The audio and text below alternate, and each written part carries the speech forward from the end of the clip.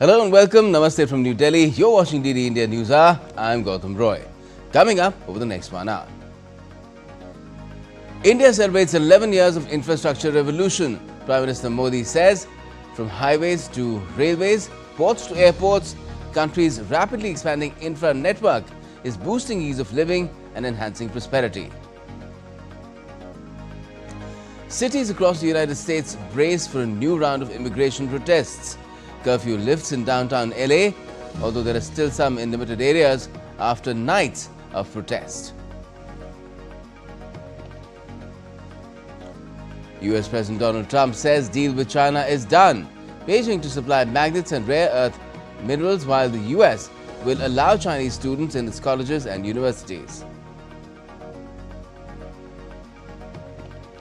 An unprecedented weather is being witnessed across the globe, from intense heat wave to snowstorms to ice sheets melting. Also, India's Met Department has issued a red alert for national capital New Delhi and the areas around it.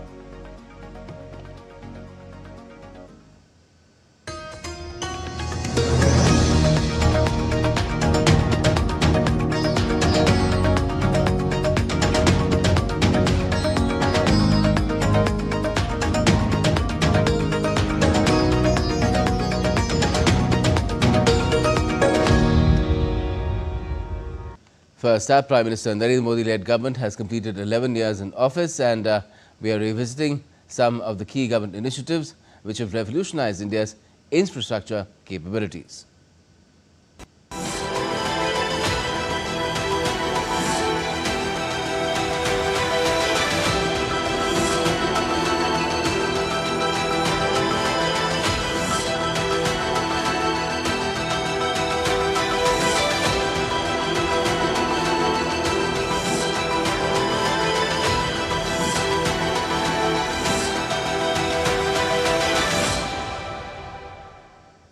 Well, Prime Minister Narendra Modi marked a significant milestone in India's growth journey, celebrating 11 years of infrastructure revolution, a decade plus of transformative infrastructure development that has enhanced India's growth trajectory. Prime Minister Modi emphasized India's outstanding strides in infrastructure spanning railways, highways, ports and airports, leading to enhanced connectivity, economic expansion and improved ease of living and enhanced prosperity for citizens. Further, the PM reiterated that India's push for next-generation infrastructure is driven by sustainability and long-term vision, laying the foundation of a self-reliant India. The PM further said that from railways to highways, ports to airports, India's rapidly expanding infra network is boosting the ease of living and enhancing prosperity. Now, India is on an ambitious journey to revolutionize the country's infrastructure landscape, aiming to bolster economic growth, enhance connectivity and improve the quality of life of its citizens. With a focus on modernizing transportation networks, upgrading urban amenities and expanding digital infrastructure, the government has launched several transformative initiatives. The last decade has seen India's landscape reshaped completely with world-class connectivity, engineering marvels and a future-ready foundation. Over the past decade, India has witnessed an unprecedented scale of infrastructure development driven by a holistic and integrated approach. India now boasts world-class roads, railways, airports and more. From the Atal Tunnel to the Statue of Unity, these projects are not just about buildings and bridges, they are about building a stronger, self-reliant India that stands tall on the global stage. Major national initiatives like Pragati, PM Gati Shakti, the National Logistics Policy, Bharatmala, Sagarmala, and Udan have collectively shaped the vision of a connected and competitive India. This is not just about infrastructure, it is about laying the groundwork for a prosperous, connected, and sustainable Bharat. Let's amplify these milestones using 11 years of infra revolution and celebrate the monumental strides India has taken. Anchored in key policy reforms and mission mode projects, this transformation has not only expanded physical connectivity but also elevated economic productivity, reduced logistic costs, and enhanced service delivery. Now, let's take a look at some of the major transformation in transport sector. PM Gati Shakti unified planning across 44 ministries and 36 states and union territories on a GIS-based platform. National highways grew by 60% from 91,287 kilometers to 1,46,204 kilometers. Highway construction pace rose to 34 kilometers per day. Bharatmala, 26,425 kilometers were awarded, 20,378 kilometers constructed. Now 7.8 lakh kilometers rural roads have also been completed between 2014 and 2025. PMGSY the fourth to connect 25,000 habitations by the year 2029. Not only this, 68 Vande Bharat trains are running across 333 districts. Now, over 45,000 kilometers of rail electrification also completed since the year 2014. If we talk about safety, Kavach has been deployed on key routes. 1,790 lifts and 1,602 escalators have been installed for accessibility. 88 airports have been operationalized under the Udan scheme. Over 1.51 crore passengers have been flown under regional connectivity. Digi Yatra, adopted in 24 airports, have over 5.22 crore users. Drone policy and MRO reforms boosting local aviation ecosystem. Port capacity also doubled to 2,762 mmtpa. Overall, vessel turnaround time improved from 93 to 49 hours. Green hydrogen hubs under development at 3 major ports, PIB ports. Sagarmala completed 277 projects and Sagarmala 2.0 has also been launched. And inland waterways cargo also rose by 710%. From record expansions in highways and expressways to the electrification of railways, greenfield airports, ropeway connectivity in hilly terrains, and smart digital platforms, the infrastructural push reflects the government's commitment to inclusive and sustainable development aligned with the goal of a Viksit Bharat by the year 2047. Bureau Report, DD India. And in a boost to railway infrastructure and regional connectivity, the PM Modi-led cabinet on Wednesday approved two multi-tracking projects, the Kodarma Barkakana doubling in Jharkhand and the Ballari Chikchajur doubling in Karnataka and Andhra Pradesh. Union Minister for Railways Ashwini Vaishnav said the multi-tracking proposals are poised to streamline operations and alleviate congestion.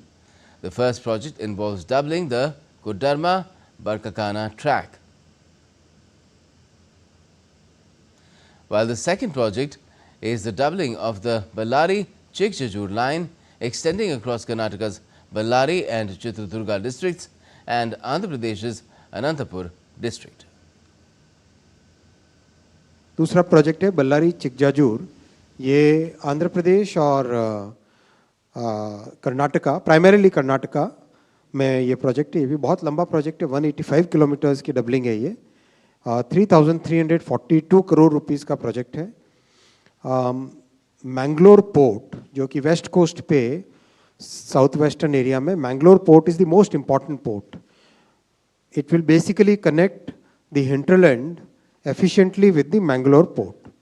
अच्छा, Mangalore port की और खास बात है, we are creating a master plan for improving the railway connectivity of Mangaluru area, which includes Hassan Mangalore की doubling कर रहे हैं, electrification, उस area में 2-3 bottlenecks से उनको remove कर रहे हैं, and adding this line, Ballari Chikjajur, this means lot of traffic which comes from parts of Andhra all the way up to Secunderabad, Hyderabad, वहाँ से एक वेस्ट कोस्ट पे पोर्ट को कनेक्टिविटी मिलेगी.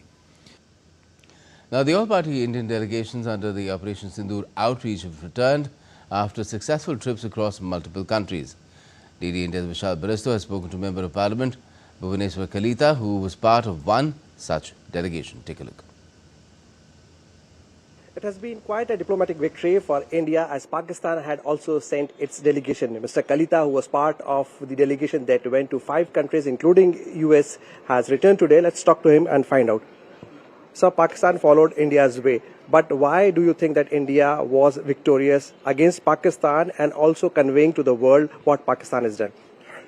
Well, the issue is such where India, there was terrorist attack on India, not on Pakistan. And who has done it?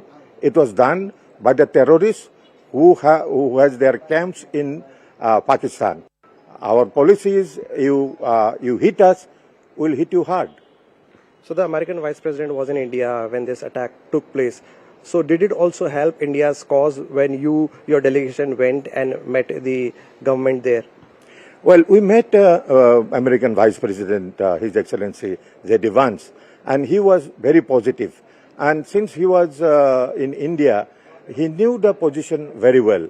Also, although he visited Pakistan also, he is very clear about India's position and India's situation, and particularly on the issue of terror attack, we are in the same boat.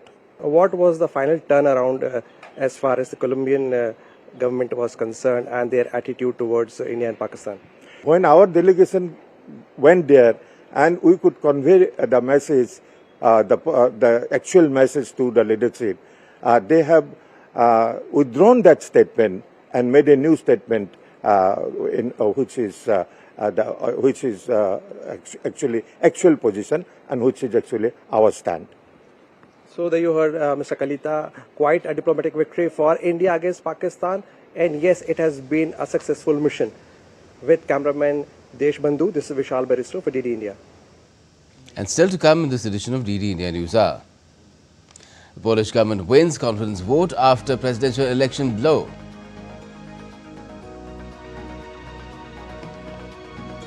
The UK announces record investment to rebuild National Health Service. And Austria comes to a standstill to mourn school shooting victims.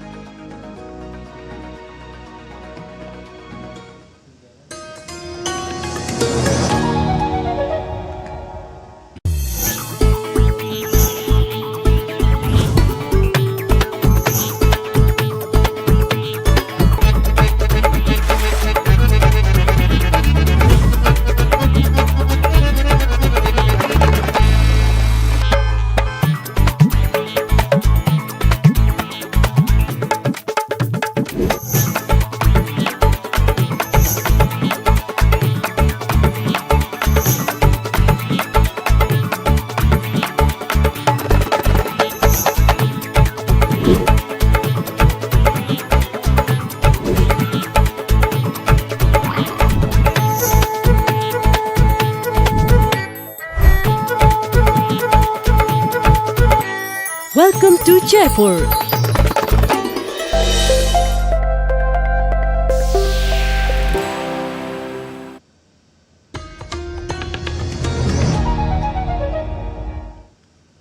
Welcome back. You're watching DD India NewsHour. I'm Gautam Roy. Now, following a series of immigration and customs enforcement raids in Los Angeles, protests have erupted across several U.S. cities, including New York, Atlanta and Chicago. In response, President Donald Trump has deployed more troops to Los Angeles, including the National Guard and U.S. Marines.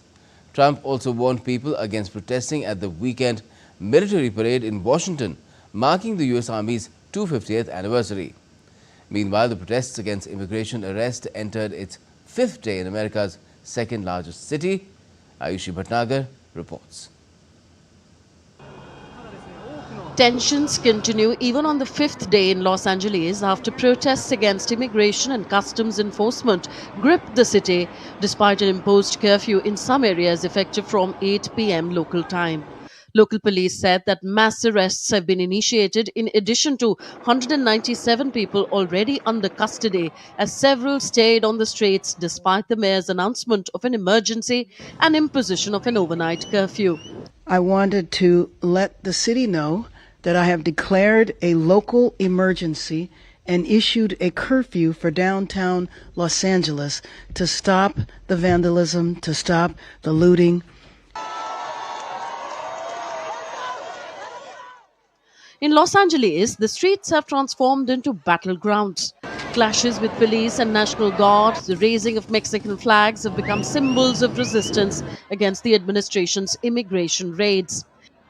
In response, hundreds of U.S. Marines arrived in the Los Angeles area on Tuesday under orders from President Donald Trump, while California Governor Gavin Newsom warned the move will put democracy under threat. Donald Trump, without consulting California law enforcement leaders commandeered 2,000 of our state's National Guard members to deploy on our streets, illegally and for no reason. This brazen abuse of power by a sitting president inflamed a combustible situation, putting our people, our officers, and even our National Guard at risk. In a hardline speech at an army base on Tuesday, Trump said Los Angeles was being invaded by a foreign enemy and vowed to liberate the city after days of protests sparked by immigration raids. Under the Trump administration, this anarchy will not stand. We will not allow federal agents to be attacked, and we will not allow an American city to be invaded and conquered by a foreign enemy, and that's what they are. A lot of those people were let in here by the Biden administration. They just poured right in.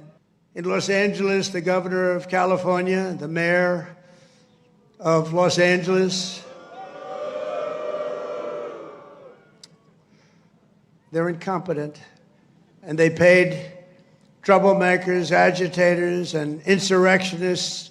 They're engaged in this willful attempt to nullify federal law and aid the occupation of the city by criminal invaders. That's what it is. They're invaders, no different. The unrest isn't confined to Los Angeles alone. Cities from Chicago to New York and Atlanta have witnessed similar protests, with citizens voicing their opposition to the administration's immigration tactics. As the situation worsens, Americans and the world watch closely to see what the future holds for U.S. immigration policy and civil liberties. Ayushi Bhatnagar's report for DD India.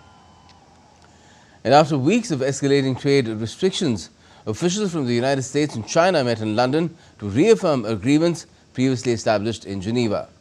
Both the sides are now saying they have reached a framework to move forward. U.S. President Donald Trump announced a trade agreement with China focusing on rare earth exports and allowing Chinese students to study in the U.S. DD India's Rahul Padhyay gets us this report. The US and China have agreed on a framework to resolve trade disputes after 2 days of negotiations in London. The discussions focused on mineral and tech exports, which had previously caused tensions between the two nations.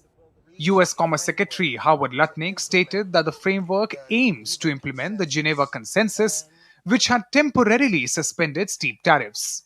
We have reached a framework to implement the Geneva Consensus and the call between the two presidents, right? So that was on June 5th. So we've combined those two. We've reached a framework for implementation.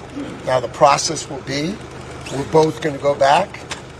We, Ambassador Greer, myself, and Scott Bessent, who just left a little earlier, which you saw, because he's testifying tomorrow on the Hill. So the idea is we're going to go back and speak to President Trump and make sure he approves it. President Donald Trump said on Wednesday the US deal with China is done, with Beijing to supply magnets and rare earth minerals, while the US will allow Chinese students in its colleges and universities. Trump said the deal is subject to final approval by him and President Xi Jinping.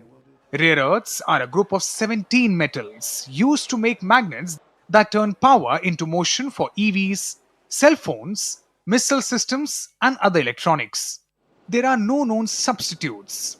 China is the world's largest producer of rare earths and many other critical minerals. We hope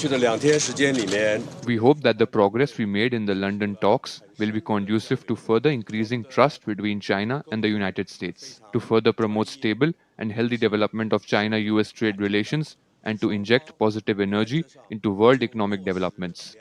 The talks followed a phone call between President Donald Trump and Chinese leader Xi Jinping, where both sides sought to ease trade tensions. The move signals a step forward in addressing concerns over rare earth exports and economic relations. While immediate challenges remain, both sides hope the framework will pave the way for a more stable trade partnership. Rahul Padhyay for DD India. Meanwhile, the Federal Appeals Court allowed President Donald Trump's most sweeping tariffs to remain in effect on Tuesday, while it reviews a lower court decision blocking them on grounds that he had exceeded his authority by imposing them. The decision by the U.S. Court of Appeals for the Federal Circuit in Washington, D.C. means Trump may continue to enforce, for now, his Liberation Day tariffs on imports from most U.S. trading partners, as well as a separate set of tariffs levied on Canada, China and Mexico. The appeals court has yet to rule on whether the tariffs are permissible under an Emergency Economic Powers Act that Trump cited to justify them, but it allowed the duties to remain in place until the appeals play out. The ruling has no impact on other tariffs levied under more traditional legal authority, such as duties on steel and aluminum imports. The Federal Circuit said the litigation raised issues of exceptional importance, warranting the court to take the rare step of having the 11-member court hear the appeal rather than have to go before a 3-judge panel first. It has scheduled arguments for the 31st of July. And Donald Trump has now responded to Elon Musk expressing regret about some of his social media posts about the U.S. president after their falling out. Now, saying in an interview with the New York Post that he thought it was very nice that Musk did that. Musk earlier said he regretted some of the posts he made last week about Trump as they had gone too far, the latest sign of a tentative reconciliation between the two men. Trump and Musk began exchanging insults last week on social media, with the Tesla and SpaceX CEO describing the president's sweeping tax and spending bill as a disgusting abomination. And President Trump has said that he was less confident on reaching a deal with Iran over its nuclear program. The two countries appear to be locked in a standoff over uranium enrichment nearly 2 months into the high-stakes negotiations. Trump insisted that with or without an agreement, he would never let Iran acquire a nuclear weapon. Meanwhile, Iran has threatened to target U.S. bases across the Middle East if the conflict breaks out further, as both the countries prepare for a new round of nuclear talks.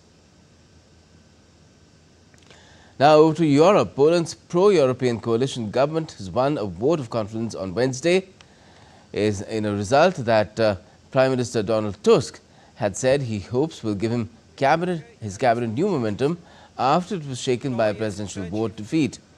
There were 243 votes in support of the government and 210 against. Nationalist Karol Nawrocki, backed by the opposition's Law and Justice that's PIS party, won the presidency by a narrow margin, raising concerns about the political instability. Nawrocki's presidency could hinder government reforms and strain Poland's ties with the EU and Ukraine.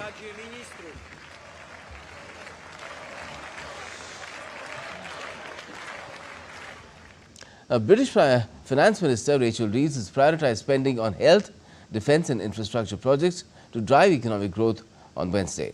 Rachel Reeves has announced an extra £29 billion a year for the NHS. Take a listen.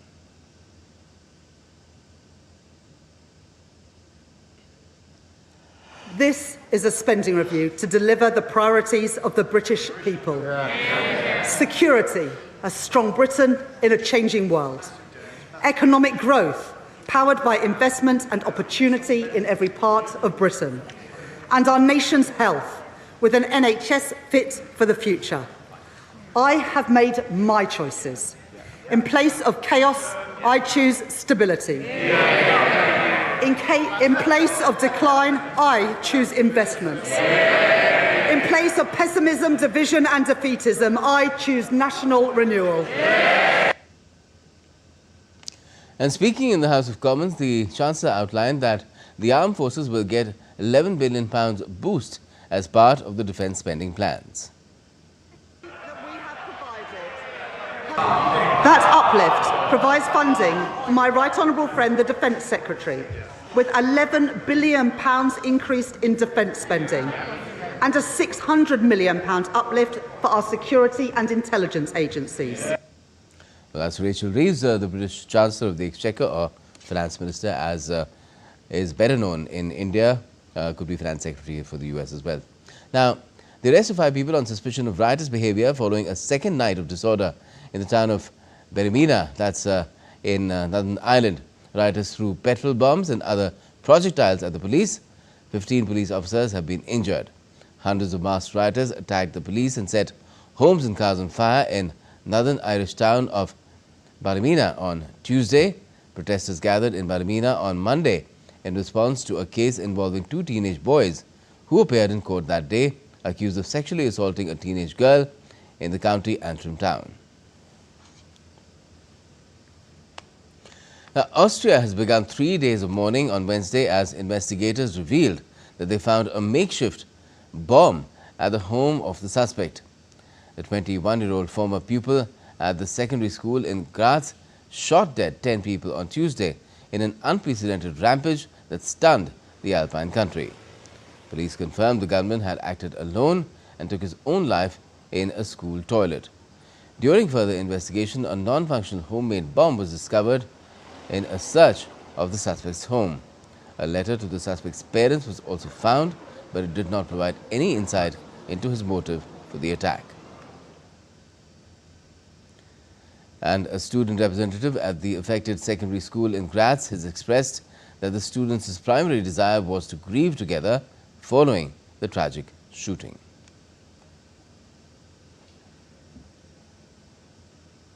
Surreal situation, and all of us are not quite sure how to deal with it.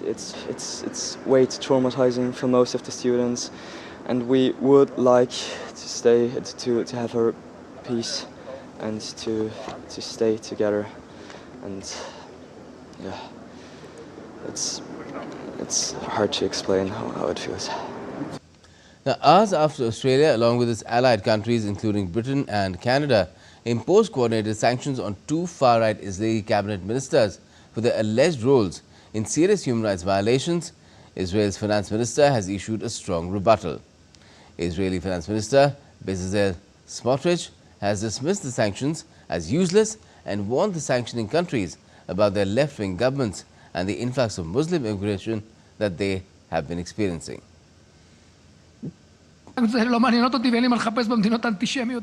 These sanctions don't interest me, and I have no business in these anti-Semitic countries, so I'm not going to go there either. By the way, you have to be careful. It's not the countries, it's the left-wing governments of these countries that simply converted to Islam because of Muslim immigration there. I think there will be a reaction, and in the end, the right will return there. Now, Sudan's paramilitary rapid support forces on Wednesday said its fighters have seized a strategic zone on the border with Egypt and Libya as the regular army has announced its withdrawal from the area.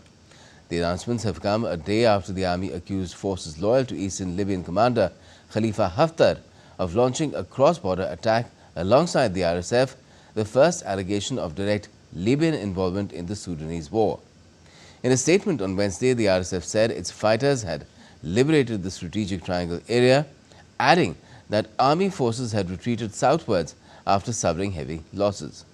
The army said on Tuesday that Haftar's troops, in coordination with the RSF, attacked its border positions in a move it called a blatant aggression against Sudan. Bangladesh's interim leader Muhammad Yunus has said on Wednesday that he has no intention of remaining in power beyond the general election scheduled for April 2026. Speaking in London, Yunus said his role is to ensure a smooth transition to an elected government following the ousting of former Prime Minister Sheikh Hasina in August 2024. During his 4-day official visit to the UK, Yunus is expected to meet BNP's acting chairperson Tariq Rahman on Friday. BNP leaders, including Secretary General Mirza Fakhrul Islam Alamgir, called the meeting a significant political development. Rahman, living in exile since 2008, is expected to return to lead his party in the upcoming polls. And earlier, UK National Security Advisor Jonathan Powell had met with Yunus, though no meeting with Prime Minister Keir Starmer has been scheduled.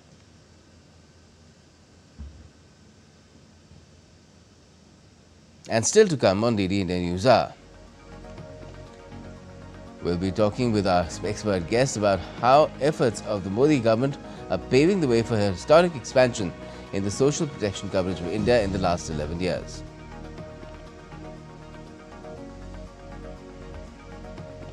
And India's External Affairs Minister Dr. S. Jaishankar interacts with EU top brass, discusses FTA agreement and India Middle East Economic Corridor.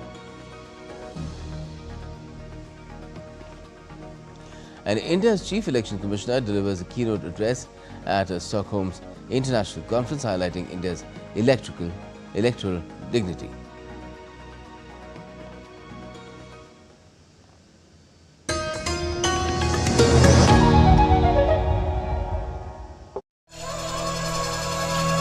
Open your mind to a whole new world. Explore mystic wonders of nature in the forests. तो मुझे देख के आपको लग रहा है कि मुझे इजी वाला देना चाहिए.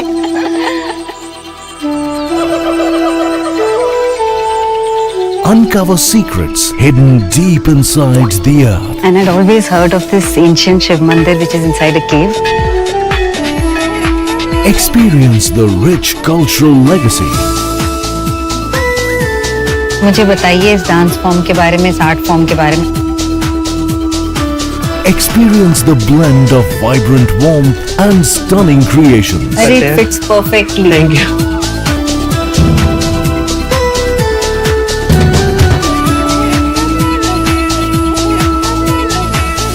Jharkhand. Let it become a part of you. Postcards from Jharkhand on National Geographic.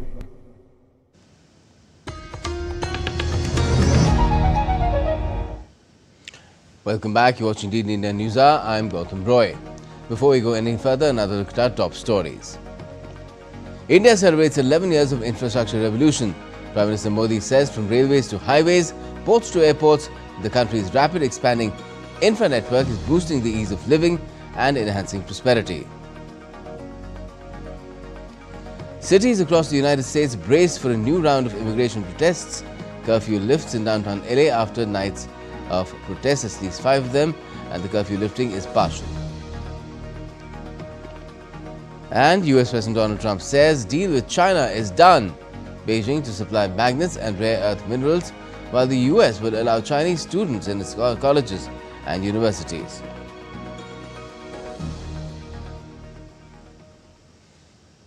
But it's a major feather in India's cap on its path to becoming a developed nation by 2047, the year it completes 100 years of independence. The International Labour Organization, or ILO, has said that India has posted the world's fastest growth in social protection coverage over the last 1 decade. It has gone up from just 19% in 2015 to 64.3% in 2025, all by the dint of its multiple pro-poor schemes. Here's more. India is taking big strides in its march to becoming a developed nation by 2047. Apart from being the fastest growing large economy in the world, the nation has also notched up the world's fastest growth in social protection coverage over the last 1 decade. According to the latest data from the International Labour Organization's ILO Stat database, India's social security coverage has increased from 19% in 2015 to 64.3% in 2025, an unprecedented 45 percentage point surge over the past decade. प्रधानमंत्री श्री मोदी जी के नेतृत्व में भारत ने सतत आर्थिक विकास और रोजगार सृजन के लिए एक नई नींव रखी है. हम सब मिलकर ऐसे फ्यूचर वर्क का निर्माण करें जो इनोवेशन और इंक्लूजन का संगम हो और जहां कोई भी श्रमिक पीछे ना छूटे.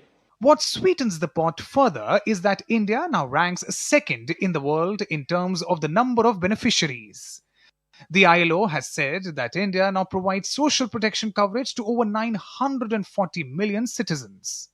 The ILO has officially recognized India's achievement and published it on its dashboard. A national-level social protection data pooling exercise has also been carried out. The current numbers reflect only Phase 1 of the data pooling exercise. Phase 1 focuses on beneficiary data of central and women-centric schemes in 8 select states.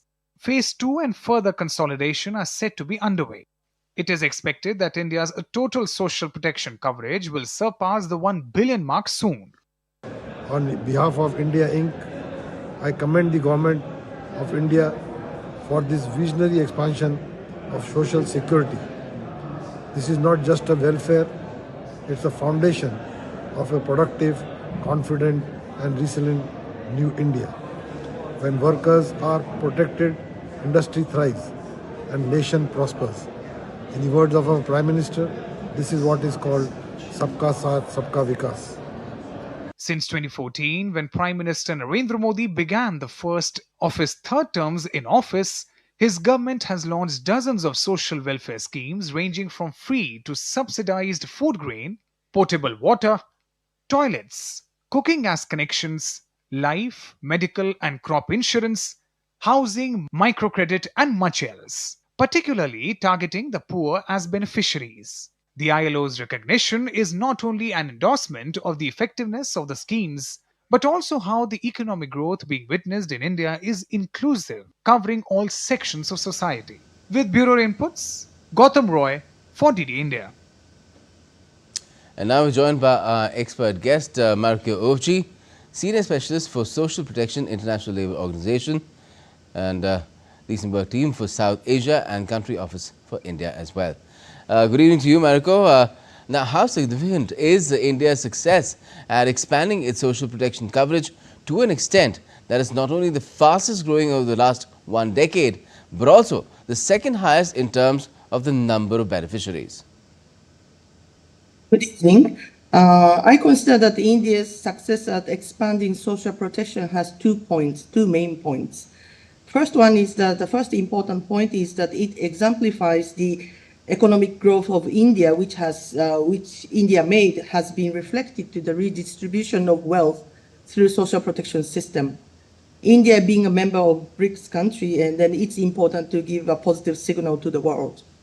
And then the second point is that India's social protection expansion of the growth and growth, and then the increase of the percentage on social protection coverage positively affect not only to the social protection coverage of statistics in India or in Asia, but also it affects to the global social protection statistics due to the large number of India's population. Right. Now, what does this tell us about the efficacy of the multiple and wide range of schemes which have been launched by the Modi government since 2014? Does it cover all the bases, and is it almost universal and leakage free, which used to be a major issue because of the kind of cases that had cropped up before 2014? Yes, actually, like India's growth of the expansion of social protection is remarkable and steady. And then in this respect, ILO is a standard-setting organization, minimum standard-setting organization on labor issues, and then we have a convention and recommendation. And then I think India's expansion of universal social protection coverage is very much in line with Recommendation 202, which is a social protection floor recommendation. And in this respect, the steady progress of the social protection coverage recorded by years in India has been remarkable. And then it's not only started in 2016-17, but actually certain social protection coverage has been already achieved, but it has not been firmly reflected to the data. So ILO, together with the Ministry of Labor and Employment, jointly worked for the social protection data improvement and the data pooling exercise. And then now the social protection coverage in India is more accurately and better reflected, which is aligning to the reality. Okay, so that is also going to happen, is what we understand, and the data will get further refined and populated, and perhaps the number of beneficiaries would even go up, crossing the 1 billion mark. That is something that's been forecast. Now, the World Bank has recently also come out with a report saying that extreme poverty in India fell to 5.3% in 2022-23 from 27.1% in 2011-12. Now, would you say that these welfare schemes have played a huge role there? Indeed, actually, India is a large country and social protection system is quite complex. And having a central and state schemes and then combination of contributory and non-contributory schemes. Yes. Taking into account of the large informality incidence in India, non-contributory schemes plays a very critical role in achieving universal social protection in India. Okay. And from time to time, some economists and the government's critics have also been raising concern over rising inequality and income disparity in India, as is the case with even developed nations like the US. Now, does this expansion tell us that this concern is misplaced, or do you feel that more work needs to be done to ensure that this income gap is filled? Actually, the issue and the problem of income disparity and then inequality is not only the issue or the problem of India, but it is relevant to the countries, fast-growing countries all over the world. And then seeing the growth of the universal social protection in India, then I think that India is following the right track. I think that income redistribution has been achieved by expanding the social protection schemes, particularly, as I mentioned, that the non-contributory schemes to be in place. And then in this respect, that of course that India has been achieving progressively and then steadily the expansion of social protection. But I think there are many many schemes and many increase of the benefit level, adequacy level, etc. There are many things, like which Indian government can further tackle. And which are the areas, you mentioned some of them, but which are the other areas that you would like to see and you would like to in fact work with India in to ensure that these numbers, that number of billion beneficiaries is achieved soon, and the maximum benefit is accrued to society in general of all the provisions that not just the centre but several state governments have also been making in terms of social protection?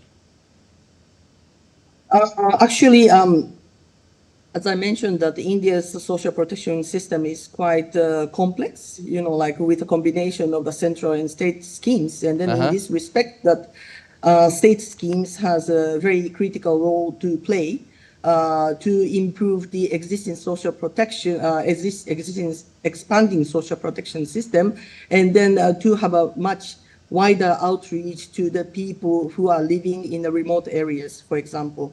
And then from the life cycle approach, I would say that further expansion would be needed for the working age population, and then partly because of the large informality and then the informal economy workers who are not firmly covered by social protection schemes, and for example, domestic workers.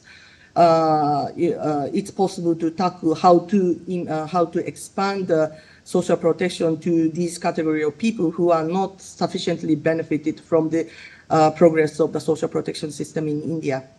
All right. Well, let's hope that progress is made on every front that you've mentioned already. So much has been done, and just a little bit more can really be transformational where Indian society is concerned, and that goal of becoming a developed nation becomes all the more closer. Thanks a lot for joining us and talking about it, Mariko Auchi. Now, External Affairs Minister Dr. S. Jaishankar met European Parliament's President Roberta Metsola in Brussels on Wednesday. The leaders discussed further strengthening of India-EU parliamentary ties, building upon shared values of democracy and pluralism. Dr. Jaishankar appreciated Metsola's positive sentiments on advancing the partnership in trade, technology and security. And the minister also met European Commissioner for Trade and Economic Security, Maros Sefcovic. The leaders recognized the progress in discussions for a comprehensive, balanced and meaningful FTA agreement between India and the EU. And the minister also met European Commissioner for International Partnerships, Joseph Sikela.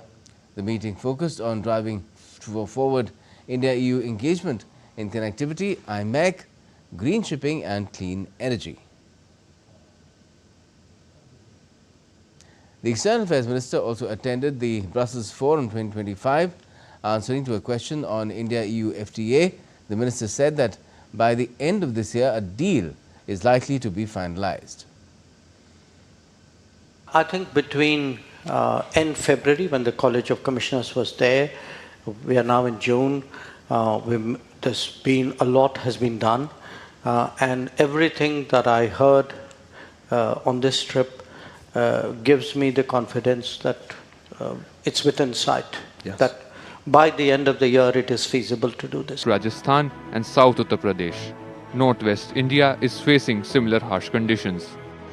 The IMD has issued advisories urging vulnerable groups, including children, the elderly, and those with health conditions to stay hydrated and avoid the outdoors during peak hours. While India is facing extreme heat wave, the southern tip of Africa is freezing. A strong cold front has blanketed the Eastern Cape Mountains in snow, causing fatal accidents and widespread power outages. The South African Weather Service warned citizens last week there would be a big drop in temperatures this week across the country, accompanied by disruptive rain, damaging winds, and snow over eastern areas. Snow has been reported since Monday across provinces. Meanwhile, in the Arctic, a new report by the World Weather Attribution reveals Greenland's ice sheet melting 17 times faster than normal during a May heat wave. In this study, we look at extreme heat over Iceland and in parts of Greenland over a 7-day period at the end of May.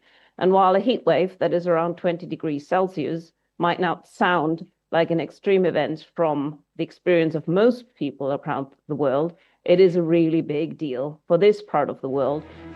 From intense heat to bone-chilling cold, the weather is unleashing extremes across continents. As the IMD monitors the conditions in India, people are advised to take all necessary precautions. Yash Chaturvedi for DD India. And let me take you back to one of our stories earlier. That is about India's Trade Minister Piyush Goyal being in Stockholm and meeting Swedish Minister for International Development Cooperation and Foreign Trade Benjamin Dosa and State Secretary for Foreign Trade Hakan Jivrel. The leaders held talks on strengthening collaboration across sectors. Multiple of them listened in to the minister about what all was talked about. Over the last decade, we have focused our energies to create the right enabling framework, strengthen our macroeconomic fundamentals. We focused on high growth, yet largely had one of the lowest inflation through the decade that India had witnessed for many years, possibly since independence. We sport strong foreign exchange reserves and are one of the best for currencies amongst the emerging markets. We are today in a situation where nearly 16% of global growth is driven by the growth in India. BTS members Jimin and Jungkook were discharged from the South Korean military on Wednesday, becoming the 5th and 6th members of the group to complete the country's mandatory service amid growing anticipation for the band's comeback from hiatus. Just outside the military base in northern Yeoncheon County, hundreds of fans gathered to welcome them. The singers did not disappoint, addressing the enthusiastic crowd with heartfelt messages. I am truly grateful for the fans waiting us. Now that we have been discharged from the military, I believe we can continue picturing our future we have been envisioning together. We will work hard to show you a better version of ourselves. Some fans had even traveled from Portugal and Brazil, expressing their affection for their beloved singers. We flew from Brazil to here just to support them and all this comeback that they're going to. Today is the discharge from Jimin and Jungkook. We are so happy and proud of them. And finally they are free to be themselves and to be with us again. Fairy tale story, it seems now. Let's take a look at some other stories making news around the world as well.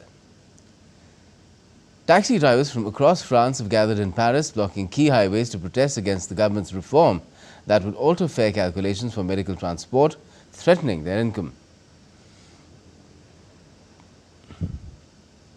A strong earthquake with a magnitude of 6.4 struck parts of Taiwan east coast on Wednesday. Meanwhile, the United States Geological Survey, or USGS, has said that the magnitude of the earthquake was 5.9 and that it occurred about 71 kilometers south of Hualien City at a depth of 31.1 kilometers. However, there were no reports of any major damage. In Japan's Mei Prefecture, sacred logs were transported to the Ais Jingu in preparation for a centuries-old ceremony to rebuild the shrine structures. The timber will be used for the 1300-year-old Shikinin Sengu ceremony. Once in every 20 years, the shrine buildings are completely rebuilt at a site adjacent to the main sanctuary. The Indian Air Force and the United States Air Force marked a new chapter in defense cooperation as Exercise Tiger Claw 2025 concluded on Tuesday at the Garud Regimental Training Center in the Indian state of Uttar Pradesh. This was the first ever independent Special Forces exercise held jointly by the two air forces. Conducted across various strategic locations in North India from the 26th of May to the 10th of June, the exercise focused on enhancing bilateral interoperability and operational readiness. And time now to get you some sporting updates as well. And South Africa have bowled Australia out for just 212 runs on day one of the World Test Championships 2025 final at Lord's. Kagiso Rabada was the star of the show, picking up a sensational 5-wicket haul. Rabada dismissed openers Usman Khawaja and Cameron Green in just one over, before taking 3 more wickets after tea. Marco Jansen also chipped in with 3 wickets. Australia's Steve Smith and Bo Webster were the only notable contributors with a bat, as both scored half-centuries. In response, South Africa have also lost both their openers in quick succession thanks to brilliant bowling by Mitchell Starc. And the score at the moment stands at 23 runs for the loss of 2 wickets. They played for about almost 14 overs. Now, former West Indies batter Nicholas Pooran has been appointed as the captain of MI New York in a Major League Cricket tournament. Pooran surprised the world on Tuesday by announcing his retirement from international cricket at the age of 29. Since bursting onto the international scene in 2016, Pooran featured in 106 T20Is and 61 ODIs. In his debut season in MLC with the MI New York franchise, he made 388 runs in 8 matches. He scored a century and 2 50s and finished as a top run getter in the franchise's title-winning season.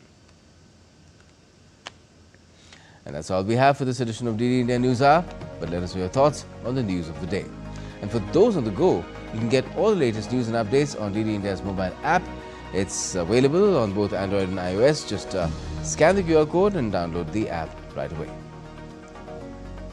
And we'll be back right here with more news as it breaks here on DD India. I'm Gautam Roy, and from all of us here in Delhi, thanks for watching DD India NewsHour.